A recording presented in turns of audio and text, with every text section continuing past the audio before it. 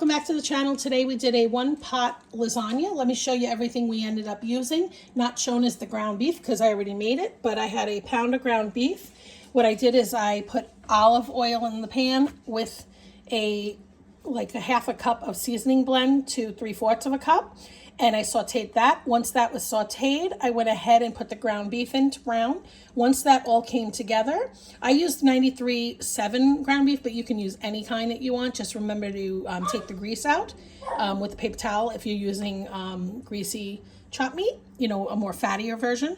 Once that's done and it's browned, you can go ahead and start to put in your seasonings. I went ahead, every layer I've seasoned. I did garlic powder, onion powder, get a pizza. This is a bunch of like Italian seasonings, garlic, red pepper flakes. So just take out red pepper flakes if you have it. Italian seasoning, oregano, salt, black pepper. I used all those seasonings in my meat, in the sauce, and in the ricotta.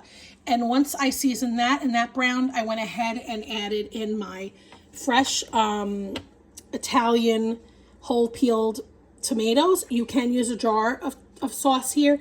I chose to use this. Their recipe uses jar sauce because I don't have jar sauce. So I went ahead and made my sauce like I normally do.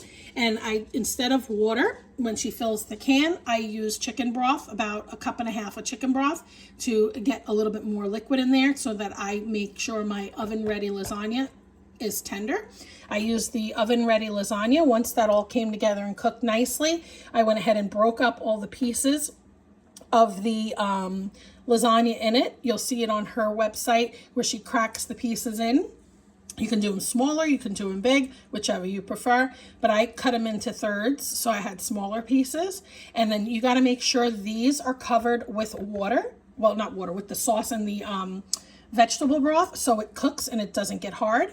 And then I topped it with a ricotta mixture. She put in ricotta and seasoned it with her seasonings of choice. I used these. I mixed that together and did dollops on top, as you can see the dollops.